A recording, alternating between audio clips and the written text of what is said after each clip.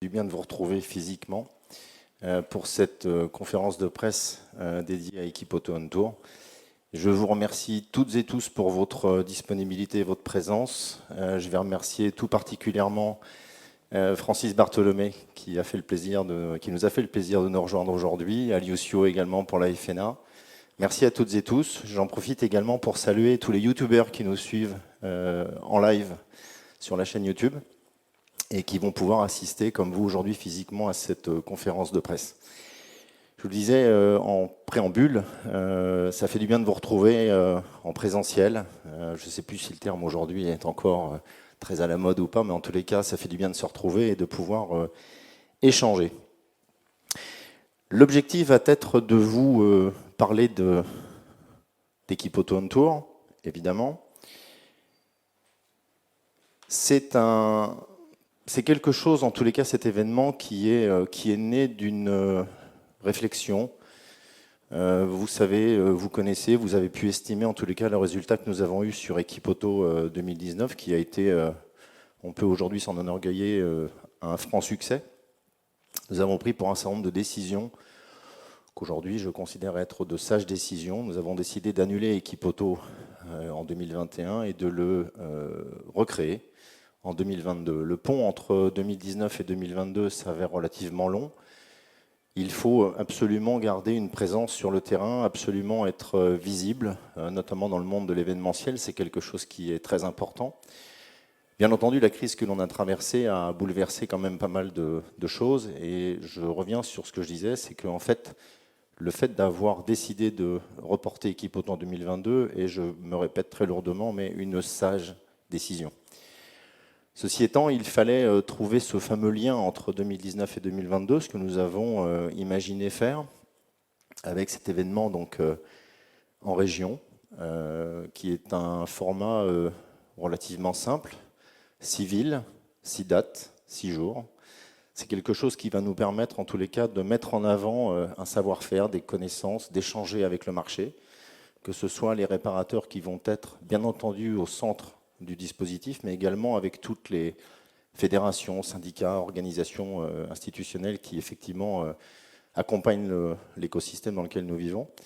Les équipementiers, bien entendu, qui seront présents.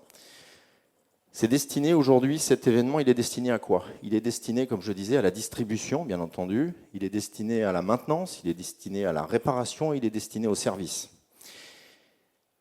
Là, évidemment, tout le monde se pose la question de la crise.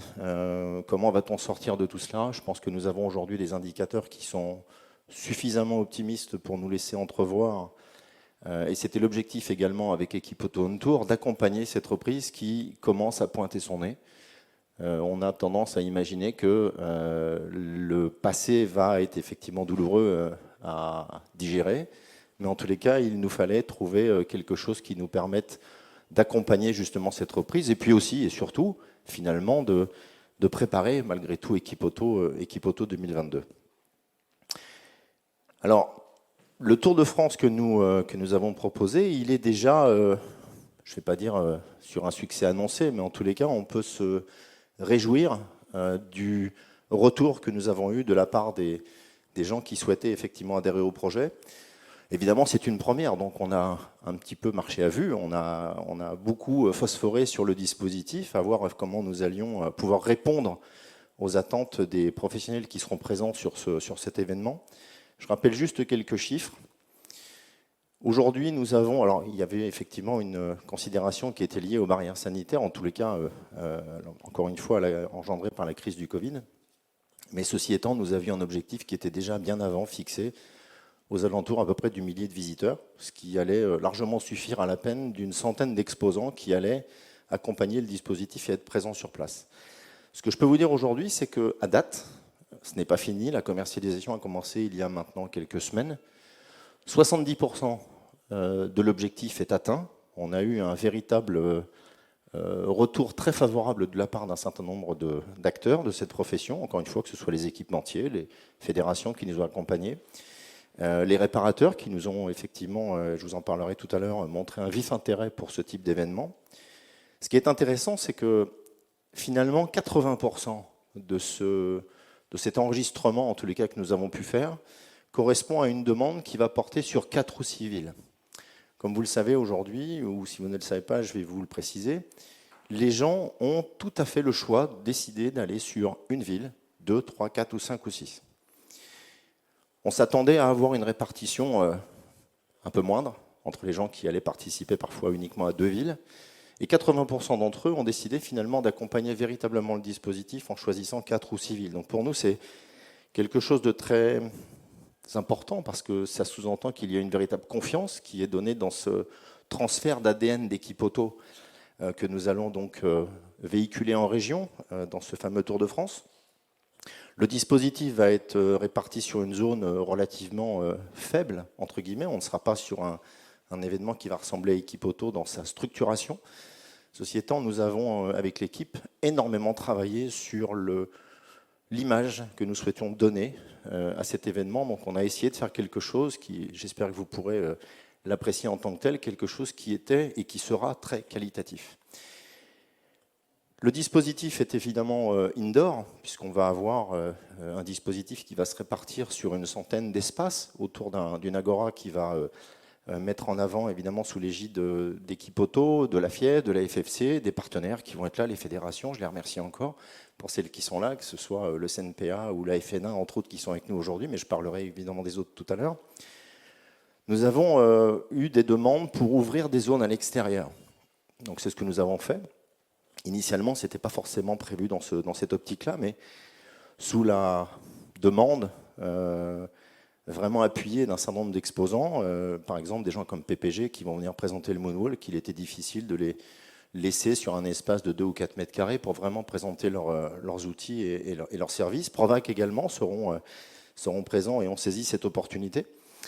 Donc c'est quelque chose qui, à date, aujourd'hui, quand je regarde évidemment ces chiffres, je me dis finalement, on ne s'est pas trompé. Il y avait une attente, on a essayé d'y répondre humblement.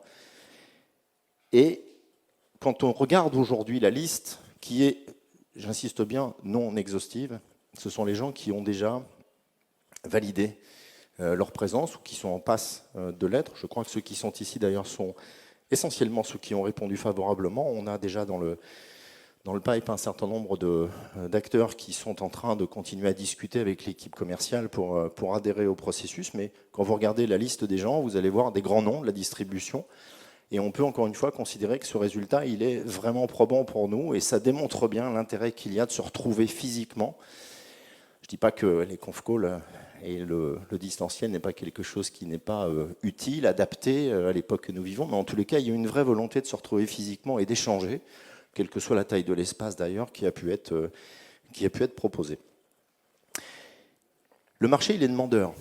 On l'a constaté lorsque nous avons fait un petit peu le tour d'horizon des flux de réparateurs, de distributeurs qui venaient sur équipe auto.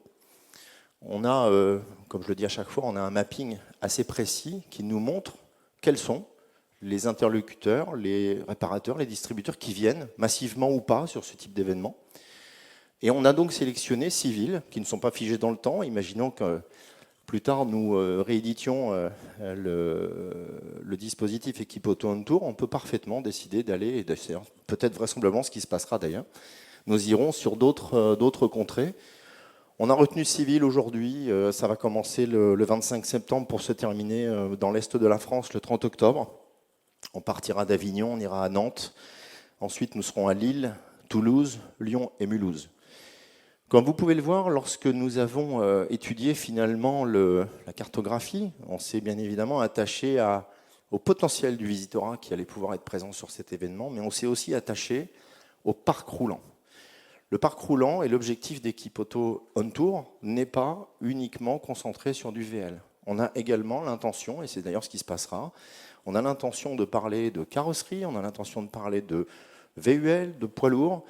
Quand vous regardez aujourd'hui le parc roulant sur notamment certaines de ces villes, on a quelque chose d'intéressant qui va nous permettre d'élargir le scope du visitorat attendu sur ces villes. Alors évidemment, quand je dis c'est un marché qui est demandeur, je vais juste vous relater une petite approche que nous avons eue avec un certain nombre d'exposants au départ, tous confondus d'ailleurs, que ce soit des exposants équipementiers ou des réseaux, je vais en parler ensuite. Lorsqu'on a présenté le projet, Je dois dire qu'à la fin de chacune des conférences téléphoniques que nous faisions avec eux, je posais la question assez basique.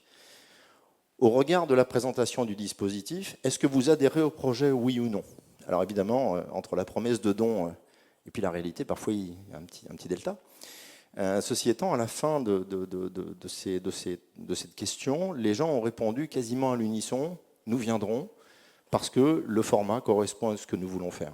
Il correspond à ce que nous attendons en termes de présentiel, il correspond à ce que nous attendons d'un point de vue économique.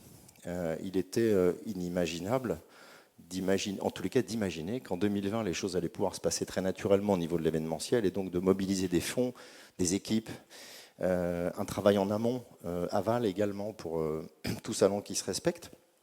On a eu vraiment un retour très favorable de ce point de vue-là, parce que le dispositif que nous avons présenté était quelque chose qui, économiquement, était complètement en phase avec l'époque que nous étions malheureusement en train de traverser.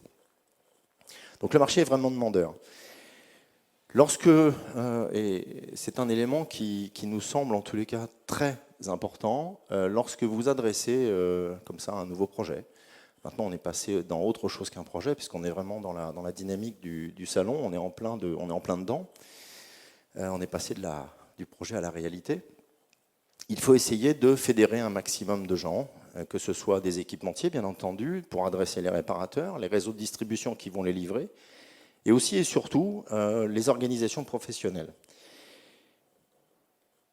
On a eu, de ce point de vue-là, un retour très favorable. Donc c'est quelque chose qui pour nous était aussi un message très fort.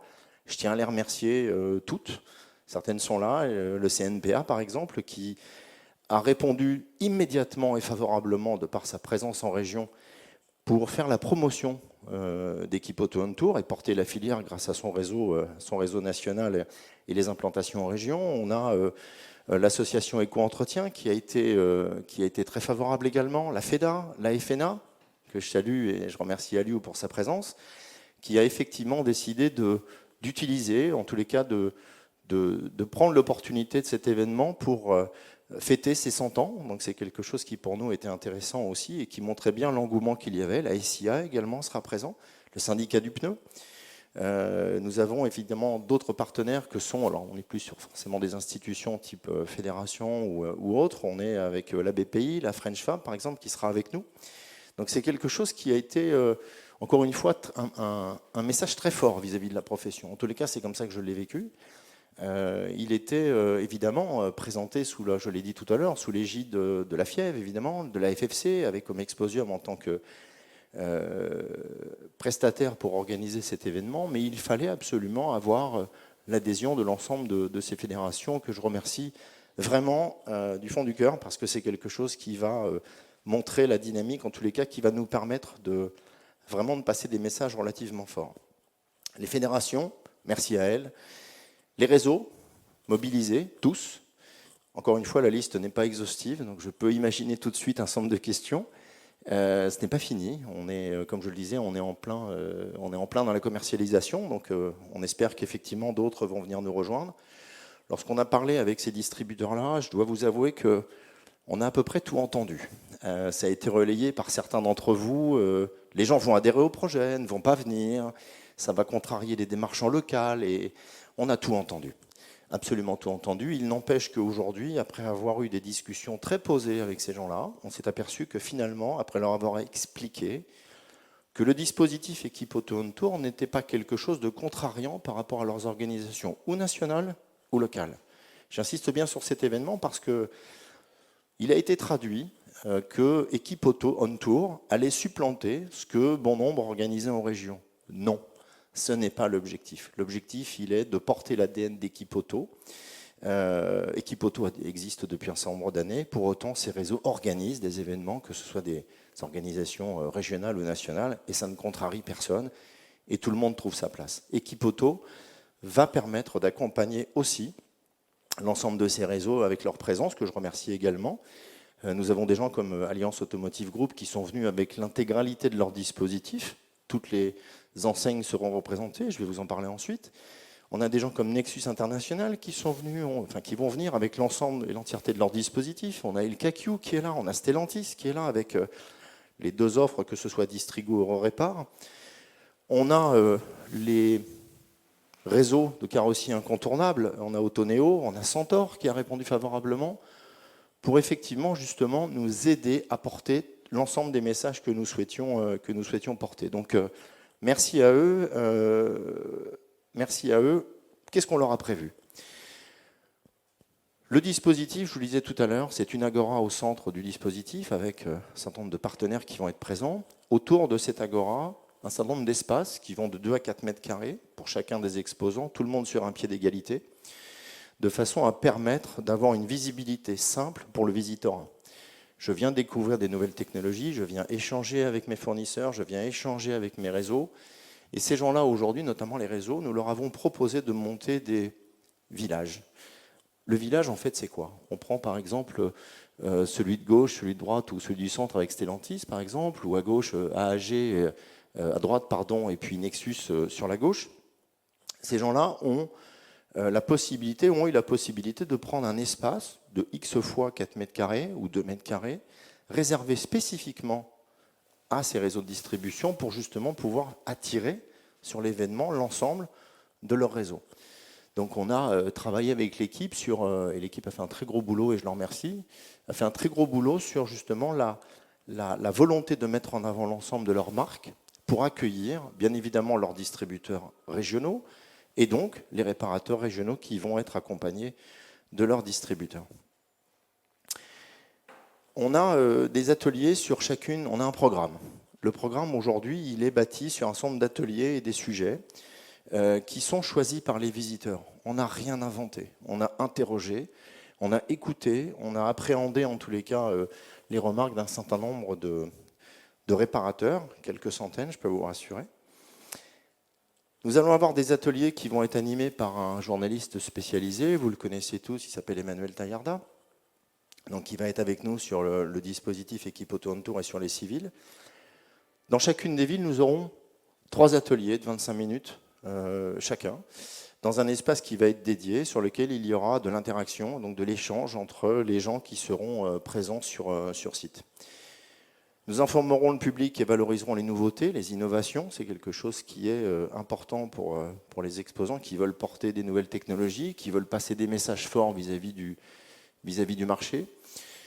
Ce sont des contenus qui ont été sélectionnés en cohérence, encore une fois, avec les attentes. Alors tout cela est né finalement d'une étude que nous avons lancée auprès de quasiment 1 millier de réparateurs, sur lequel, avec des données évidemment visiteurs équipe auto, qui était notre base, pour déterminer quels étaient les enjeux et les messages que nous souhaitions passer au travers de ces ateliers. Donc ça, c'est quelque chose qui a été très intéressant pour nous, riche d'informations et que nous avons essayé de traduire dans ce que je vais vous présenter ensuite. 4 thématiques. On a 3 ateliers, on a 4 thématiques qui sont retenues. Vous prenez la première, c'est s'équiper, évidemment. Lorsque vous êtes équipementier fournisseur d'un certain nombre de produits, de services, vous cherchez à savoir quel va être le retour sur investissement, le fameux retour sur investissement que vous allez pouvoir faire par rapport à cet événement. Si vous regardez aujourd'hui sur la droite du diagramme, lorsque nous avons interrogé justement cette base de réparateurs, 64% d'entre eux ont répondu favorablement sur l'outil de diag connecté. Le diag et le diag. C'est revenu très fortement au niveau des réparateurs interrogés. Donc nous avons décidé d'extraire cette thématique et d'en faire justement un atelier sur lequel nous pourrons avoir de l'échange.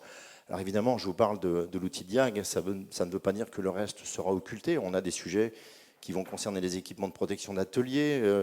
On aura l'outillage, évidemment, qui sera présent. On a les thématiques sur la carrosserie avec les cabines de peinture vertueuse qui aujourd'hui font partie maintenant du quotidien pour ces réparateurs. Donc tous ces sujets-là pourront être abordés différemment sur un certain nombre d'espaces par les fournisseurs qui seront présents, les équipementiers qui seront présents ou prestataires. Mais la thématique retenue en tous les cas en premier lieu était effectivement la thématique du diag. La deuxième thématique, c'est réparer et entretenir. Là aussi, c'est quelque chose qui, effectivement, lorsque l'on parle de thématiques sur ce type d'approche avec les réparateurs, on en avait sélectionné certaines, la distribution à bain d'huile, contrôler remplacement des capteurs défaillants, etc., etc. On est dans la connectivité. La connectivité aujourd'hui, c'est quelque chose qui a été, toute la partie software est quelque chose qui est ressorti, puisque j'en discutais avec des collègues encore hier, on a des milliers de lignes maintenant qui composent les calculateurs dans les véhicules, donc il y a une information qui émane de ce véhicule, qui devient intelligent, qui dialogue avec le réparateur.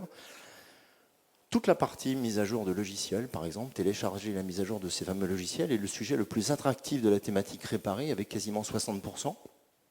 On a également contrôlé et remplacé les capteurs défaillants. Il suffit qu'un capteur sur votre voiture aujourd'hui soit défaillant, la voiture s'arrête. Vous n'en faites plus rien, la voiture est inerte, il faut appeler le réparateur qui vient brancher sa petite valise et qui vous dit le capteur est à changer. Donc c'est quelque chose qui effectivement était, dans la partie contrôle et remplacement de ce type de composants, était quelque chose qui était retenu et qui a été retenu d'ailleurs dans la partie thématique, numéro 2.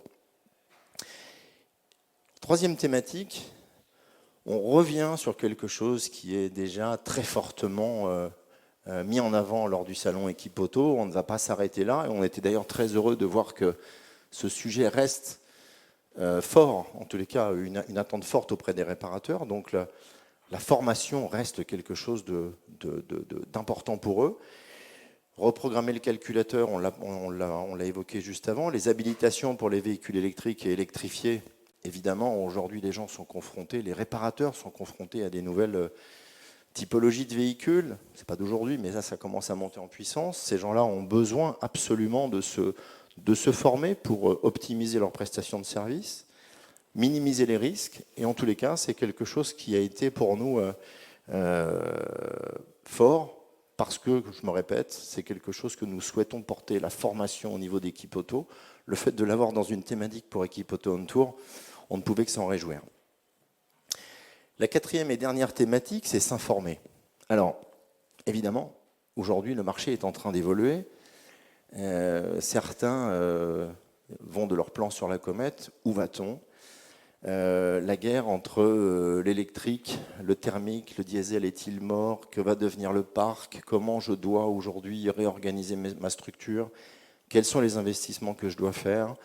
Les nouvelles technologies de carburant aujourd'hui, des carburants alternatifs qui vont certainement arriver très vite maintenant sur le parc, génèrent forcément de l'inquiétude, des doutes, et une motivation, et c'est encore une fois quelque chose qui a été très intéressant pour nous dans l'étude qui a été menée, c'est que les réparateurs sont très vigilants à ce type de démarche, et je dois dire que le fait qu'ils aient remonté cette information n'était pas neutre pour nous.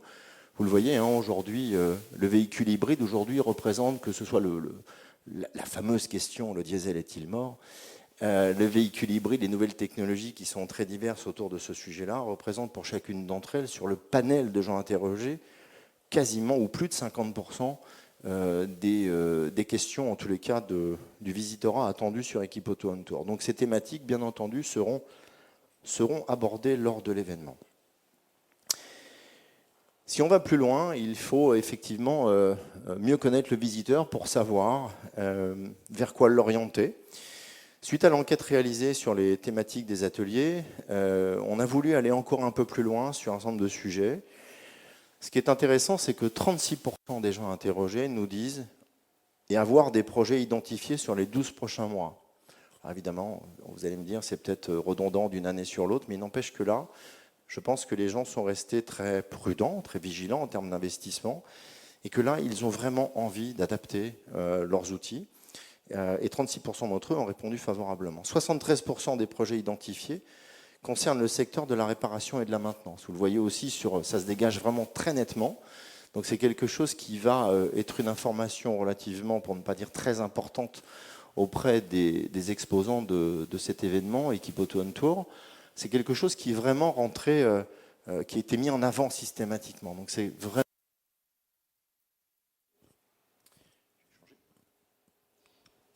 un petit problème technique, on change de micro.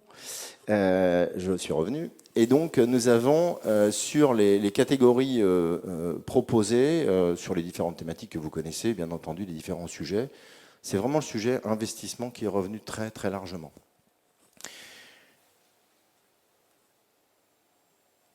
Encore une fois, la crise, elle escalait, on va pas la juger, on ne peut que la déplorer quelque part, mais à chaque fin de crise, il y a forcément un peu de ciel bleu qui arrive, et là je pense que les gens ont l'air d'être, en tous les cas pour ceux interrogés, ont l'air d'être plutôt confiants. Donc ça ne va pas pour nous déplaire, pour déplaire également aux exposants de ce dispositif. 80% des professionnels du secteur sont optimistes sur l'avenir du secteur dans les prochains mois. Sur ces 80%, 16 se sont montrés très optimistes. Donc c'est aussi un élément qui est important, c'est que, on dirait 16%, c'est assez peu, c'est beaucoup lorsque l'on considère les 80% de professionnels qui évidemment peuvent être inquiets. Hein. Je veux dire, aujourd'hui, les entreprises, et c'est pas les fédérations qui sont là aujourd'hui, que ce soit le CNPA ou le FNA, qui est la FNA, qui vont me contredire, mais c'est vrai que les réparateurs ont été confrontés à quelque chose qui était absolument incroyable. Et pour autant, à la sortie de cette crise, en tous les cas que l'on peut considérer comme étant une sortie de crise, ben effectivement, le soleil est là et les choses vont repartir en tous les cas de plus belle. On a pu le constater, j'ai pu lire sur des supports pour chacun d'entre vous que les réparateurs, l'activité atelier était plutôt bonne. J'ai même eu ou lu, je ne sais plus sur lequel, donc je vais éviter de le nommer, mais quelque chose qui s'avoisinait aux alentours des 47% de croissance sur l'activité atelier. Donc évidemment, c'est un signe fort pour la distribution, pour les équipementiers. C'est plus quelque chose qui, comme l'année dernière, a créé une bulle. Au mois de juin, tout le monde s'est dit, ça y est, on est sorti de la crise. Les chiffres d'affaires sont repartis vraiment dans le vert. Ça a été vraiment quelque chose d'éphémère, on l'a bien vu. Hein. Juillet, août, septembre, octobre, ça a commencé un peu à s'étioler, pour finalement arriver à avoir une fin d'année qui était normale. Mais pour autant tendu et difficile. Le début d'année a été un petit peu à l'image en tous les cas sur janvier-février, était un peu à l'image de ce que nous avons vécu en fin d'année. Et là, vraiment, on sent une dynamique, d'abord parce que les gens, maintenant, ont plaisir à se retrouver, à ressortir, les restaurants sont ouverts, les contraintes sont tout à fait en ligne, en tous les cas, avec cette frustration qu'a engendré cette crise. Et peut-être que l'indicateur que nous avons là aujourd'hui est porteur d'espoir pour l'ensemble de cette profession. En tous les cas, je le souhaite. Et c'est ce que nous nous efforcerons de mettre en avant lors de l'événement. On a des animations fortes qui vont être proposées. Lorsque vous lancez un projet comme Équipe Auto On Tour, vous interrogez les gens autour de vous. Vous essayez justement de partager, d'échanger pour prendre les bonnes décisions. Lors de ces différents groupes de travail que nous avons montés, la FNA, que je remercie, nous a soumis une idée qui était quelque chose qui était sur la mise en valeur, en tous les cas, d'actions spécifiques pour différentes entreprises en local. Donc nous avons considéré que cette question, en tous les cas, cette approche était bonne. On l'a travaillée, on se l'est appropriée. On a aujourd'hui décidé de déployer pour l'ensemble des professionnels qui seront présents sur l'ensemble des civils une petite initiative qui va permettre de mettre en avant justement les entreprises qui ont trouvé des solutions alternatives pour se mettre en avant, sortir de cette crise d'une manière positive. Alors on n'est pas en train de parler simplement de gens qui vont offrir du masque, du gel hydroalcoolique, etc. On est vraiment sur une volonté de l'entrepreneur local à se mettre en avant et trouver la bonne recette pour justement sortir de cette crise au mieux. Donc c'est quelque chose qui a été repris pour Équipe Auto On Tour. On va essayer justement de mettre en avant un certain nombre d'initiatives de ce type. Et on est très content aujourd'hui, et visiblement c'est quelque chose qui va nous permettre aussi de valoriser au travers d'un concours qui est encore en train de se dessiner aujourd'hui avec les équipes. Mais on va vraiment insister sur cet élément-là pour vraiment aller mettre en avant l'entrepreneuriat en région et sur des aspects, par exemple, environnementaux. Hein. Ça peut être ce type de choses, sur des enjeux techniques également. On va vraiment mettre ce type d'animation que l'on considère forte en avant. Depuis quelques années maintenant, on cherchait, au travers d'Équipe Auto, je ne vais pas dire une égérie, c'est pas le cas, mais en tous les cas, on cherchait à passer des messages sur lesquels l'ensemble de la corporation pouvait se retrouver en termes d'implication, d'investissement, de visibilité. Je vous avouerai qu'un certain nombre de corporations peuvent aller chercher parfois des thématiques qui sont un peu éloignées. Des gens vont plutôt aller sur du voilier, plutôt aller sur du golf, etc. On s'est dit que finalement, dans l'automobile, ce qui parlait à tout le monde, c'était la bagnole. Et pour représenter la bonne vraie voiture qu'on connaît, la bonne vraie bagnole, on s'est dit finalement, il faut qu'on trouve un ambassadeur qui porte les couleurs d'Équipe Auto. C'est ce que l'on fait avec notre pilote Tristan Gomandi, qui aujourd'hui participe au championnat ELMS, qui est un championnat de sport prototype. Il participe également en 24 heures du Mans depuis de nombreuses années. Il a raté parfois de très très peu la victoire, mais en tous les cas, on espère qu'il pourra cette année concrétiser le rêve qu'il a envie d'assouvir. Et pour nous, c'est intéressant d'avoir justement cette image qui est portée. Donc, on a un pilote ambassadeur d'équipe auto. Pour ceux qui étaient présents en 2019, vous l'avez vu. En 2021 également. En 2021, il sera là. C'est quelque chose qui aujourd'hui pour nous est important et qui passe, je le pense, de bons messages. C'est relayé pour ceux qui s'y intéressent sur les réseaux sociaux et on va accentuer cette communication autour de Tristan. En amont d'équipe auto on tour, on ne va pas attendre l'ouverture des portes le 25 septembre. On va essayer justement en attendant cette ouverture, on va... Petit problème de micro, décidément. Je recommence, je change. Il faut switcher de temps en temps. On a l'intention de véhiculer sur les différents supports des vidéos sur différentes thématiques. On en avait retenu 6. Des vidéos qui sont préenregistrées, qui vont permettre de parler de carrosserie avec des équipements intelligents à la voiture électrique. On a... Je suis désolé, ça revient. Le freinage de véhicules, comme je disais, électrifiés et autonomes, le diagnostic communicant avec le pass-through jusqu'à la gateway, qui est vraiment un sujet très important et en tous les cas qui a été là aussi demandé par les gens interrogés. Donc on a fait ces vidéos qui vont être relayées en amont du salon. Les systèmes de pollution, en tous les cas le sujet de la pollution, bien mesurer, diagnostiquer les causes, c'est quelque chose qui pour nous est important dans le cadre de la réparation et de la maintenance justement apportée au véhicule.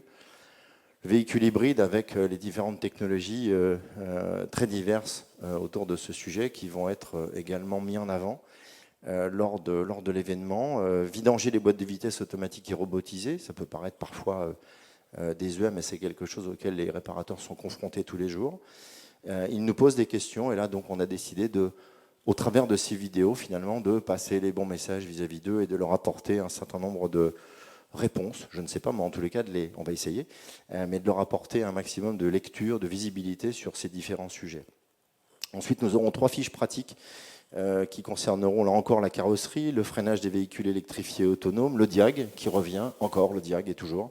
Donc c'est quelque chose qui va être mis en avant équipe Auto On Tour. On va également accentuer la communication au travers de l'événement et pour l'événement en amont. On a déjà commencé. Les équipes communication ont fait un gros boulot pour justement mettre en avant ce dispositif et on va accélérer les choses, bien entendu. Avant de passer la parole à Claude Cham, je voudrais juste, j'ai eu l'occasion la semaine dernière de participer à une réunion avec notamment la FEDA et je me suis adressé à l'ensemble des exposants qui étaient présents, en tous les cas potentiellement qui étaient là. Ce que je peux vous dire aujourd'hui, c'est que de là où on part, de la situation dans laquelle nous étions avec la crise traversée, on ne peut que se féliciter de la décision que nous avons prise avec Claude Cham, ici présent, à qui je vais passer la parole ensuite. On a pris la bonne décision, en tous les cas la réflexion qui était la nôtre, de dire qu'est-ce que l'on fait de cet événement équipe auto. On a réfléchi. On y travaille déjà, je peux vous assurer qu'on est vraiment en train, le sujet est vraiment sur la table actuellement et c'est quelque chose qui pour nous est majeur. On a eu énormément de retours positifs sur le fait qu'Équipe Auto soit reporté en 2022. Il fallait sortir quelque chose de notre chapeau, cela nous a mobilisés, ça a été très intéressant, très chronophage, je ne m'en cache pas. Ceci étant, le résultat aujourd'hui, il est au travers de ce que je viens de vous expliquer, pour nous il est ultra positif. On a un retour très favorable de la part de l'ensemble des exposants. Je l'ai dit, c'est les exposants équipementiers, ce sont les réseaux de distribution et ce sont aussi et surtout les institutions de notre écosystème qui vont faire que cet événement va être un véritable succès. La question m'a été posée X fois. Est-ce que c'est un coup spot que vous faites avec Équipe Auto On Tour en 2021 ou est-ce que c'est quelque chose qui peut se renouveler ? Oui, cela peut se renouveler et cela va vraisemblablement se renouveler. On est sur une première. Je vous avouerai qu'aujourd'hui, le dispositif, on a essayé d'y réfléchir au mieux. Je remercie encore tous ceux qui ont contribué à ce succès annoncé. On ne va pas crier victoire avant, mais les indicateurs sont relativement bons aujourd'hui, pour ne pas dire très bons. On a cet événement qui arrive et qui va effectivement, pour une première, normalement donner un résultat qui sera celui escompté. 2023, on sera encore une fois entre deux événements, la fameuse biennale Equipoto 2022-2024. Equipoto On Tour peut parfaitement se repositionner en 2023. Est-ce que ce dispositif lui aussi évoluera? La réponse est oui, il évoluera. On n'est pas en train de figer quelque chose dans le temps. On a voulu, évidemment, le travail que nous avons fait sur Equipoto On Tour, il est finalement assez simple. On a modélisé quelque chose, on a écouté, on a travaillé sur un certain nombre de sujets déjà abordés dans le passé. On a essayé de considérer la problématique économique. Je pense que nous avons la bonne recette. Je ne suis pas magicien. On essaie de faire les choses d'une manière relativement pragmatique. On essaie de répondre à chaque fois aux attentes des exposants sur ce type d'événement. Là, aujourd'hui, je pense qu'on a cette réponse à leur apporter. On a cette réponse parce qu'elle est, je vous l'ai dit tout à l'heure, mais j'insiste bien sur cet élément, c'est quelque chose qui transfère un ADN d'un salon qui fonctionne bien. 2017, 2019, Equipoto est monté en puissance. Évidemment, ce qui nous est tombé dessus au mois de mars l'année dernière, personne ne s'y attendait. Il a fallu réagir. Ça fait partie aujourd'hui de cette fameuse résilience dans laquelle il faut jouer maintenant. Et je pense qu'on a essayé de s'adapter à tout cela et de réagir. Equipoto On Tour va apporter un certain nombre de réponses qui vont annoncer Equipoto 22. On a aujourd'hui déjà proposé aux gens, et on se sert de cet outil, de ce dispositif comme étant un bras de levier pour Equipoto 22. C'est aussi un moyen pour nous d'aller faire goûter à des réparateurs, à des distributeurs, à des équipementiers qui ne venaient peut-être pas sur Equipoto, pour un ensemble de considérations qui peuvent être parfois tout à fait légitimes, que ce soit économique, de temps, d'appréciation de l'événement, de retour sur investissement. Les gens ne venaient pas. On leur propose ce dispositif, les gens disent « Ok, je viens ». On a déjà des gens qui nous ont annoncé « Je ne venais pas à Equipoto, je vais à Equipoto On Tour. Si Equipoto On Tour fonctionne, j'irai à Equipoto ». C'est important pour nous tous, c'est important pour l'ensemble de la filière de pouvoir porter ces messages en région. Vous le savez, le réparateur, il est au cœur de ce dispositif. Il est aussi et surtout au cœur du dispositif Equipoto. Donc le fait d'aller au plus près de ces gens-là, évidemment sur ce format présentiel, d'aller échanger avec eux sur des espaces qui peuvent parfois paraître un peu réduits. On est sur une journée. On n'a pas besoin d'avoir de stand de 50 mètres carrés avec un ascenseur au milieu, des restaurants embarqués, etc. Ce n'est pas l'objectif. L'objectif, c'est d'aller dialoguer, de démontrer, de former, d'informer les gens et de passer les bons messages. Si on arrive à faire effectivement de cet événement un succès, on aura toute la capacité à emmener ces gens-là sur Equipoto. C'est quelque chose qui pour nous est très important. Je ne vais pas rentrer dans ce que Claude Cham va vous expliquer par la suite, mais on est vraiment rentré dans une réflexion de fond sur Equipoto, d'une manière générale. Equipoto, c'est sous l'égide, Equipoto On Tour, pardon, est sous l'égide d'Equipoto. C'est un ensemble de dispositifs que nous souhaitons réadapter par rapport à la demande du marché aujourd'hui, et c'est quelque chose qui est pour nous très porteur. Je vais passer la parole à Claude Cham, le président de la SAS Equipoto. Pour ceux qui ne le savent pas, Equipoto, c'est une entreprise. C'est une entreprise qui fonctionne comme toute entreprise normalement constituée. Nous avons un président, Claude Cham, il va vous expliquer ensuite le rôle, en tous les cas, de cette SAS Equipoto. Je suis le président du salon, mais j'ai un patron qui s'appelle Claude Cham et qui est le président de la SAS Equipoto. Et je vais le laisser vous présenter la suite, en tous les cas, de l'argumentaire sur Equipoto On Tour. Claude ? Merci. Bien, merci Philippe, bravo. Moi, je ne vais pas tenir la parole très longtemps. Bon, comme vient de vous le dire Philippe, nous avons pris, dans les 2 années qui viennent de s'écouler, un certain nombre de décisions. Alors, je vais commencer de toute façon à ce que ce soit bien clair pour vous. À partir de ce matin, vous aviez jusqu'à hier soir, minuit, le président de la FIEV. Depuis ce matin, vous avez le président d'honneur de la FIEV. Nous avons un nouveau président qui s'appelle Jean-François Lebos, que vous apprendrez à connaître. Et moi, je vais continuer mon travail à ses côtés. On va se répartir un certain nombre de fonctions entre le président et le président de l'honneur. Ensuite, vous avez au-dessus de la FIEV une autre organisation qui s'appelle la FEM, la Fédération des entreprises de la mobilité. Comme on a trouvé que je risquais d'être inactif et que mes collègues administrateurs sont très soucieux de ma santé mentale et physique, ils m'ont dit il faut que tu deviennes président de la FEM. Donc, je vais me consacrer à partir d'aujourd'hui au développement de cette fédération sur la mobilité. Et puis, pour finir, peut-être que vous l'avez observé, dans les derniers mois, en particulier au mois de septembre de l'année dernière, nous avons créé ce que nous appelons un fonds de dotation qui s'appelle KEYROS, K-E-Y-R-O-S, que nous avons doté de plusieurs dizaines de millions d'euros et auquel nous avons transféré, par un leg de la FIEV au fonds de dotation, la propriété du salon Equipoto. Et donc, la SAS Equipoto appartient majoritairement au fonds de dotation KEYROS, minoritairement à la Fédération des équipementiers automobiles. Et moi, je suis dans mes nouvelles fonctions le directeur général du fonds de dotation KEYROS et le président de la S Equipoto. Pourquoi je vous dis tout ça? Pour que vous compreniez bien que ce que nous avons créé avec les administrateurs de la FIEV, c'est un triptyque. Nous sommes confrontés aujourd'hui à des évolutions colossales, très importantes dans la mobilité. Elles sont techniques, elles sont de l'ordre de la digitalisation, elles sont sociétales. Nous avons énormément de nouveaux acteurs qui viennent sur le marché et nous avons de nouveaux acteurs qui interviennent de plus en plus sur l'organisation de la mobilité.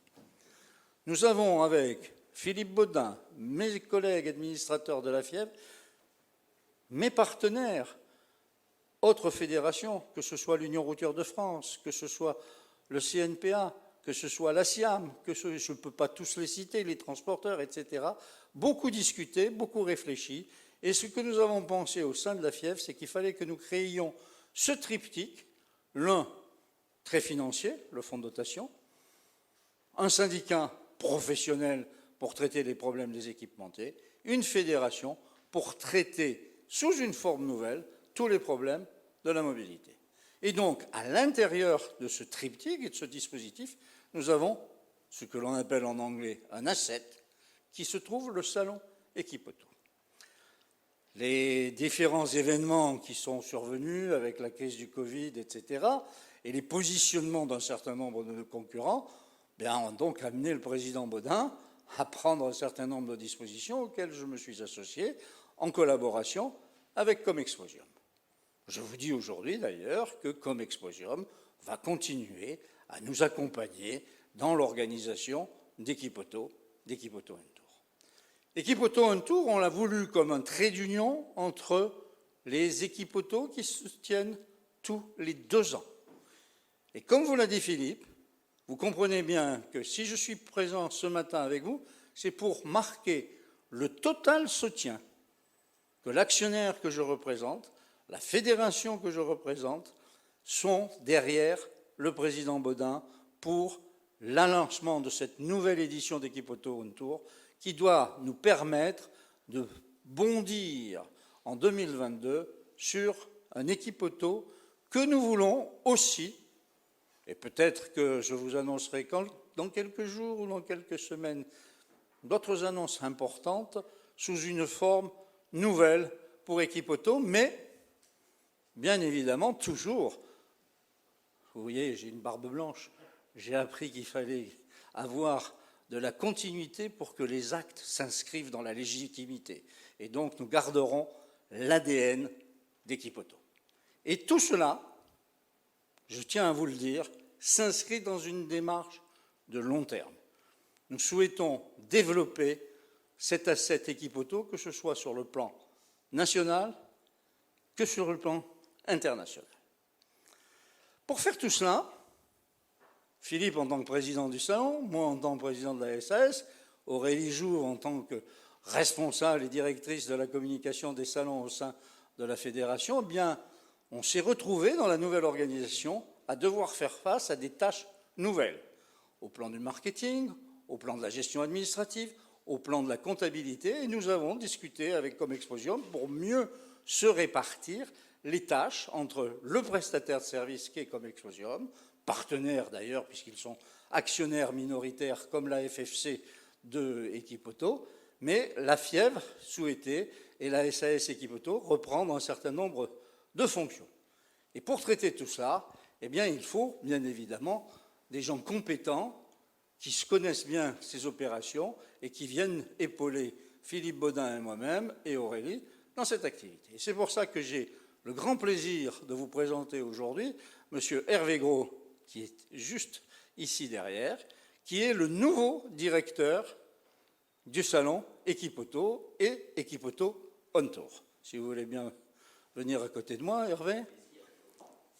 Donc Hervé a fait toute sa carrière dans l'industrie automobile, qu'elle soit au premier équipement ou qu'elle soit... Il faut qu'il se rapproche. Il faut vous rapprocher de moi parce que le monsieur qui fait là-bas, il dit il n'est pas dans le cadre, monsieur Hervé Gros, ce qui est quand même assez mauvais. Le directeur de l'agence. Voilà. Et donc Hervé va vous dire en quelques mots quelle a été sa carrière. C'est un très fin connaisseur de l'industrie automobile, tant au premier équipement que sur l'aftermarket. Et il vient, dans les dernières années, être le directeur général de la Société des ingénieurs de l'automobile. Donc, pour terminer, avant de donner la parole à Hervé, je souhaite une grande réussite à Equipoto On Tour et je vous donne rendez-vous donc au mois de septembre, dans quelques semaines, où j'espère que nous aurons l'occasion nombreux de pouvoir nous réjouir de cette première édition qui effectivement, et vous savez, je ne suis pas un homme qui a la réputation d'être particulièrement complaisant sur les chiffres. Ce que vous a dit le président Baudin est exact. Les chiffres sentent un parfum, disons, des effluves qui ne s'annoncent pas si mal que ça. Merci beaucoup et je passe la parole à Hervé Gros pour qu'il se présente très rapidement. Merci. Vous connaissez tous Philippe Baudin et vous connaissez tous Claude Cham. Donc vous imaginez à ma place que c'est quand même extrêmement difficile que de refuser une telle proposition de leur part. Vous connaissez leur enthousiasme, vous connaissez leur capacité à développer le monde des équipementiers de l'aftermarket. Et surtout, vous connaissez, moi je pense que je vais partager, Claude, ces dernières années à la SIA avec vous, c'est surtout à la fois vos valeurs humaines, à la fois votre volonté de croisement de filière et du jeu collectif dans cette filière et cette industrie automobile. Et je dois dire, chez Philippe et chez Claude, ça n'est pas juste un déclaratif, c'est avec des vrais livrables et une vraie démonstration. Je crois que ce qu'a dit Philippe tout à l'heure sur la marque Equipoto et son développement en est vraiment la preuve. Et ce que vient de dire par rapport aux évolutions, j'allais dire structurelles, entre la Fièvre, la FEM, Kéros et Equipoto SAS, en est la preuve. Donc, c'était difficile pour moi que de refuser, puis bon, je crois qu'on ne refuse rien au président Cham, de ne pas vous rejoindre et de rejoindre Philippe dans l'équipe. Je voulais juste dire un mot, Claude Cham vient de le dire, avec Comexposium. Moi, je suis rattaché à Equipoto SAS. Je voulais juste dire que je n'étais pas chez Comexposium, contrairement à Mario qui a tellement marqué Equipoto. Je voulais aussi rendre hommage, Claude Cham l'a fait, à Aurélie Jouve qui a tenu tout ce marketing et cette communication. Juste un petit mot par rapport aux relations presse. Dans quelques semaines ou mois, on aura des équipes avec Philippe de communication et de marketing, dont une partie média, et qui prendra contact avec vous, mais pour parler d'Equipoto et non pas d'Equipoto On Tour, qui est de la responsabilité à 100% aujourd'hui d'Aurélie et des organisateurs que vous connaissez. Un mot sur ma carrière, 35 ans dans l'automobile avec 2-3 années où j'ai quitté un peu l'automobile pour aller dans le secteur public et parapublic. 35 ans, 30 ans dans le groupe Renault, dans le sales and marketing en France, en Europe. Voilà, j'ai été directeur exécutif de la direction commerciale France et puis après pour l'Europe. 2 points. Philippe a beaucoup parlé de l'évolution sur les technologies. Moi, j'ai une petite fierté dans ma carrière, c'est d'avoir été auprès de Patrick Pellata et de Carlos Ghosn, un des 4 détachés par eux pour être les évangélisateurs du véhicule électrique il y a plus de 10 ans, où tout le monde nous disait ça marchera jamais. On s'est un peu battu, on rasait les murs, on a dépensé beaucoup d'argent, puis finalement, on ne s'est pas complètement trompé. Et puis la deuxième chose, les 5 dernières années, j'ai été détaché. La direction générale de Renault m'a demandé de prendre la direction générale de la SIA, dont Claude Cham est le président d'honneur. Ça m'a permis, pour quelqu'un qui était très sales and marketing, très aval, de connaître vraiment l'amont. Puis dans un moment formidable des grandes mutations technologiques que vous connaissez tous, j'avais la chance, par ma fonction, d'être secrétaire général des comités techniques et de la recherche automobile, qui m'a permis d'avoir un peu de vision d'avenir sur tous ces sujets. Voilà. Et donc, je suis ravi de vous rejoindre et merci de votre confiance, Claude et Philippe. Merci Hervé et bienvenue et bon travail. Voilà, moi j'ai fini, Monsieur le Président, que dois-je faire? Je suis toujours dans le cadre, et donc tant qu'on me fait pas signe, je ne bouge pas, mais je vous repasse le micro qui marche. Merci Claude, bienvenue Hervé dans l'équipe. On va, j'en suis sûr, faire un très bon boulot ensemble et ça va très bien se passer comme on l'imagine et on va y travailler, on y travaille déjà. On est en route, comme je le disais, pour Équipe Auto 2022. Donc c'est quelque chose qui pour nous est important. 2021 est quelque chose qui est important. Donc Équipe Auto 21 s'est lancé. Équipe Auto On Tour, pardon, 21 s'est lancé. On est déjà sur la route d'Équipe Auto 22. Voilà. Je pense que l'on va passer maintenant, avant les remerciements, peut-être à un jeu de questions-réponses. Vraisemblablement, je ne sais pas. Si vous avez des questions, on peut se prêter au jeu avec grand plaisir et nous essaierons d'y répondre le plus avec la transparence la plus totale. Allez, Romain.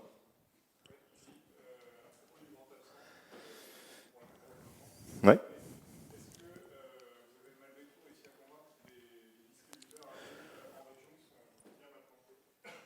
Oui, on a. Attends, je vais vous passer le micro, peut-être ça va être peut-être un peu plus facile.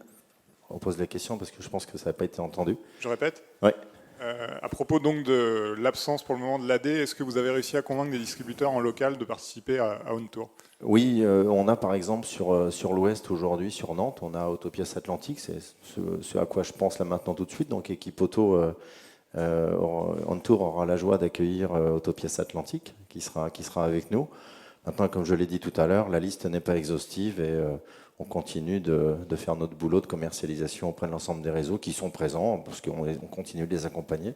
Ceux qui ne sont pas là, on essaie de dialoguer avec eux.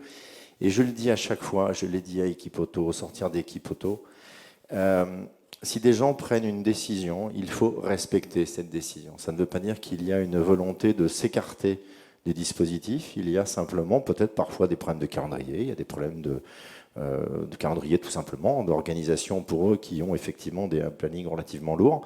Et nous, de notre côté, on a continué de discuter avec eux, ceux qui ne sont pas encore présents. Voilà, on vous tiendra informé dès que les choses seront avancées. Si on a des points, que ce soit côté exposant, côté réseau, on vous tiendra informé comme on le fait à chaque fois dans les différents CP qu'on vous communique.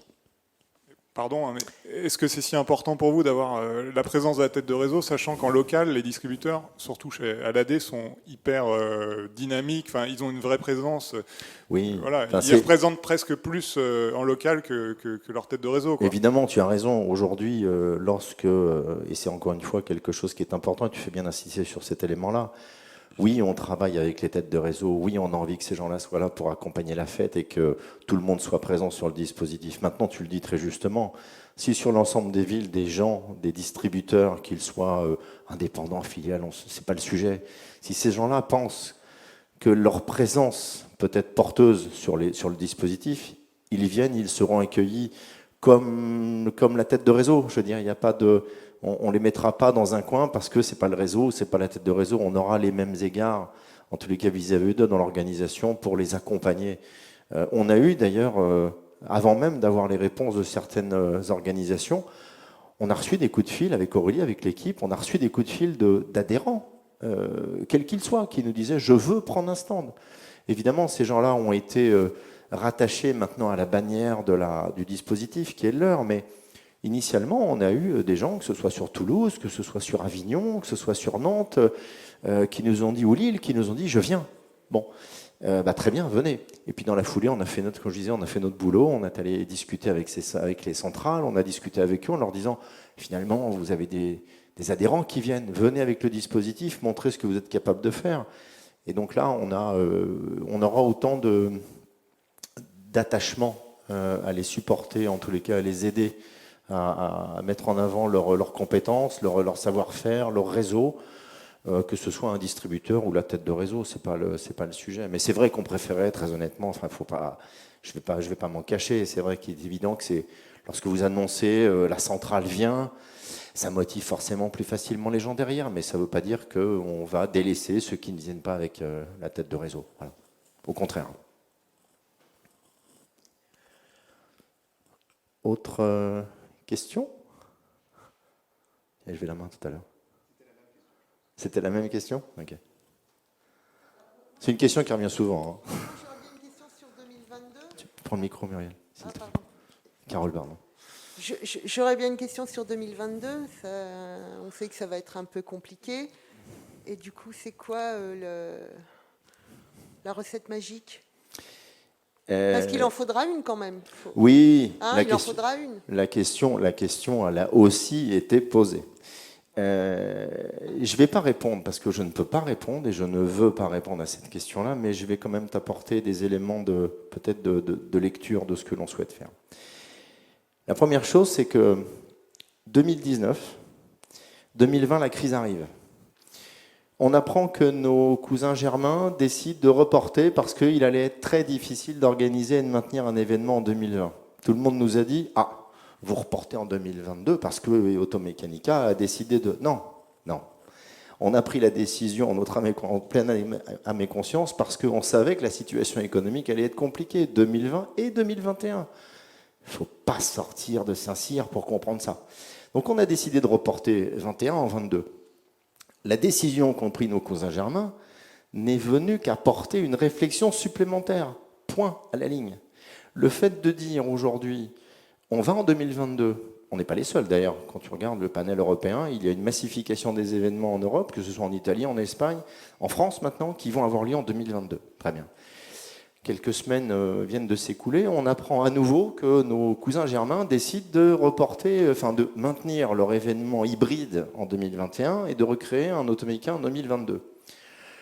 Je ne sais pas, et je ne suis pas à leur place. Je ne sais pas ce qu'ils se sont dit. Par contre, je peux dire ce que nous on s'est dit, c'est on a décidé d'être en 2022, on sera en 2022. On en a longuement parlé avec Claude. On s'est posé la question, et maintenant on en parle avec Hervé et puis l'ensemble des administrateurs et actionnaires d'Equipe Auto. On s'est posé la question, mais ça a pris honnêtement 15 secondes à répondre à cette question. Est-ce que l'on doit maintenir Equipe Auto en 2022 ? La réponse est oui. Chacun fait ce qu'il a envie de faire dans son dispositif. Moi, je pars du principe que ce n'est pas parce que quelqu'un décide qu'il faut subir. On ne subit rien. On est tout à fait conscient de la difficulté que cela peut engendrer. Oui, on le sait, il va y avoir des choix qui vont s'opérer. Évidemment, Equipe Auto est un salon international qui est représenté maintenant sur la scène mondiale. Je rappelle juste une petite donnée. 62% des entreprises qui étaient présentes à Equipe Auto étaient des entreprises internationales. Donc évidemment, c'est quelque chose vis-à-vis duquel on est sensible. Est-ce qu'il y aura de la perte au feu, pour être très clair, en 2022 sur les exposants partenaires d'Equipe Auto ? Peut-être. Peut-être. Et peut-être pas. En tous les cas, nous avons fait le choix de dire et d'affirmer qu'Equipe Auto se tiendrait en lieu et place des dates souhaitées et décidées. Nous avons réservé le parc des expositions de la Porte de Versailles, pas la semaine dernière, il y a quelques mois, avec Viparis. Et je peux vous dire que 2022, vu la massification des événements pour nous comme dans d'autres filières, il a fallu se battre un peu. On a eu les halls, on a eu les espaces. On ne va pas les rendre. On les a, on a les dates, c'est à nous. Donc, nos cousins font ce qu'ils veulent. Nous, en tous les cas, on campe sur notre position et Equipe Auto se tiendra bien en 2022. Alors, la baguette magique, je ne sais pas si on l'a. En tous les cas, pour l'instant, on ne l'a pas trouvée, mais on a essayé encore une fois d'être pragmatique. Et comme le disait Claude Cham précédemment, on reviendra vers vous en temps et en heure. Voilà. On reviendra vers vous en temps et en heure, peut-être prochainement. Cherchez pas à poser des questions sur le sujet. On reviendra vers vous sur le point. Et je pense que vous aurez les réponses sur le sujet. Voilà. Est-ce qu'on a des questions, peut-être des gens qui sont sur YouTube ou pas? Non? Bon, ok. Est-ce que vous avez d'autres questions? Remarques? Du coup, vas-y. Une petite question là, complètement différente et pratique. Sur les salons, on m'avait dit qu'il y aurait des démonstrations qui seraient possibles. C'est tout à fait le cas. Alors, sur des stands de 4 mètres carrés?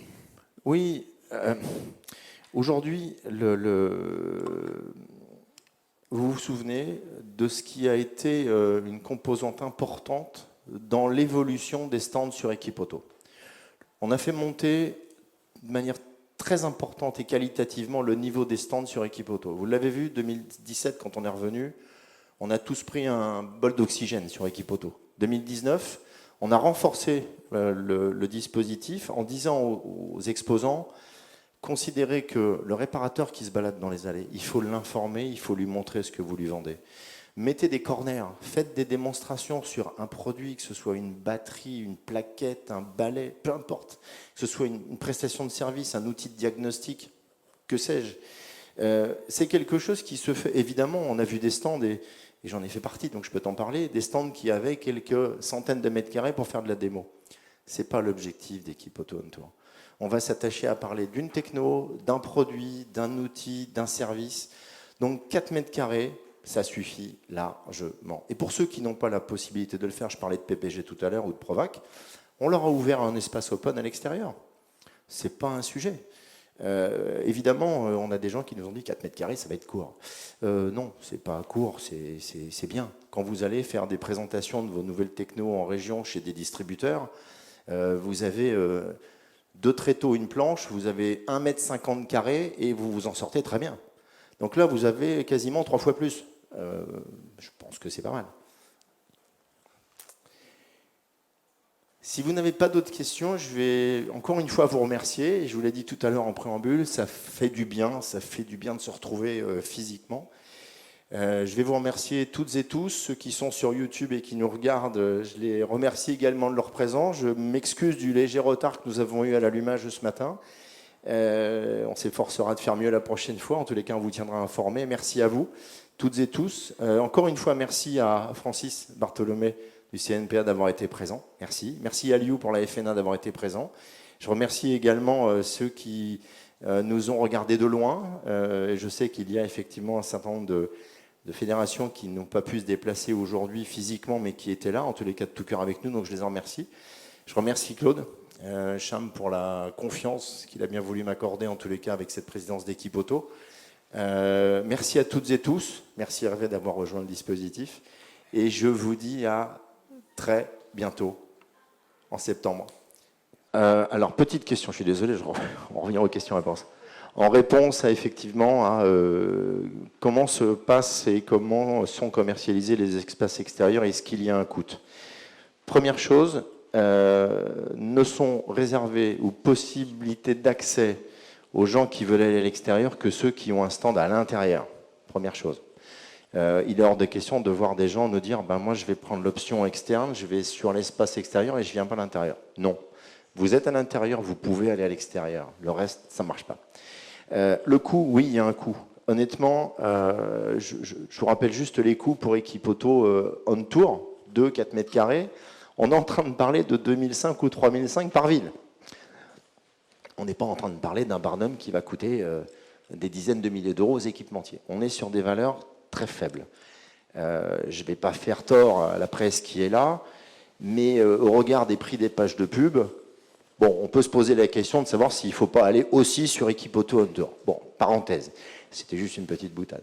Est-ce qu'il y a évidemment quelque chose qui se fait sur les espaces extérieurs? Oui. On est en train de parler de quelques centaines d'euros à chaque fois sur l'extension, sur les périmètres extérieurs. Honnêtement, on parle de rien, d'une virgule. Donc, si et ceux qui ont effectivement la volonté, et je l'ai dit la dernière fois lors d'une dernière réunion, ceux qui ont la volonté d'aller vers ces espaces extérieurs, n'hésitez pas à contacter comme Exposium, Grégoire qui va se tenir effectivement à votre entière disposition, ou connectez-vous sur le site Équipe Auto Tour, vous aurez toutes les réponses à ce type de questions. Voilà. Est-ce que ce coup-là, on a encore des questions ou pas, ou plus? Il n'y en a plus? Super. Merci à vous toutes. Excellente journée à vous. Et puis, je vous dis à très vite sur les routes pour le Tour de France. Ça ne sera pas un maillot jaune au bout, mais on devrait y arriver. À très bientôt.